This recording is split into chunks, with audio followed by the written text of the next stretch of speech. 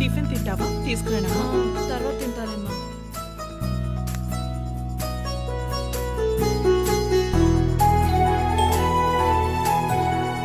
నువ్వు ఉండు, నేను చూస్తాను. ఎవరు కావాలండి? నరసింహతో కొంచెం మాట్లాడాలి. ఆ, చెప్పండి, ఏంటి విషయం? మేము లోపల కూర్చొని మాట్లాడొచ్చా? మీ హాస్పిటల్లో అడ్మిట్ చేసుకున్నారు కదా జగన్నాథ్ని, వాణ్ణి మనుషుల ద్వారా నరికించింది మేమే. భయపడకండి, మా వల్ల మీకు ఎటువంటి ఆపద ఉండదు. మేము చెప్పేది మాత్రం కొంచెం వినండి. నా కొడుకు వాళ్ళ అమ్మాయిని లవ్ చేశాడు. ఆ విషయం తెలిసి వాడు మాతో ఒక మాట కూడా చెప్పకుండా నా కొడుకుని నటు కొట్టి మరీ చంపాడు. దానికి ప్రతీకారం తీర్చుకోవడం కోసమే వాడిని చంపడానికి మేము ట్రై చేశాం. కానీ ఆ అటెంప్ట్లో వాడు తప్పించుకున్నాడు. వాడు హాస్పిటల్ నుంచి డిశ్చార్జ్ అయి బయటికి రాగానే వాడు మమ్మల్ని చంపడానికే వస్తాడు. వాటన్నిటికీ మేము భయపడం. కానీ వాడు గాని ప్రాణాలతో ఉంటే ఎంతో మంది ఫ్యామిలీస్ని నాశనం చేస్తాడు. నువ్వు ఆ జగన్నాథం చంపేయాలి.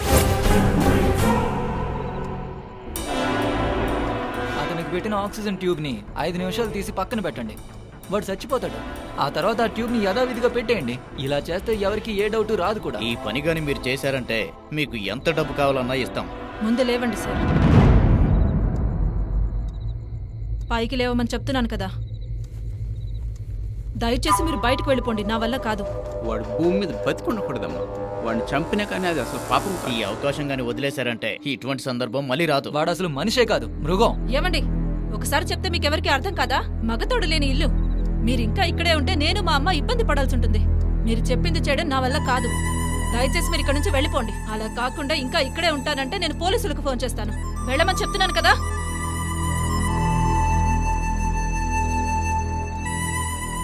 వెళ్ళండి.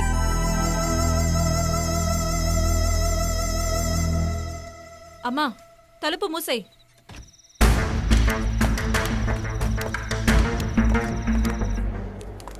ఈ మెడిసిన్స్ వచ్చాయా? ఈ రోజు వస్తాయి. నందిని, డాక్టర్ 7వ నెంబర్లో ఒక యాక్సిడెంట్ అయిన పేషెంట్ అడ్మిట్ అయ్యాడు. అతనికి ఒక టీటీ చేయమ్మా. Okay doctor. చెప్పండి.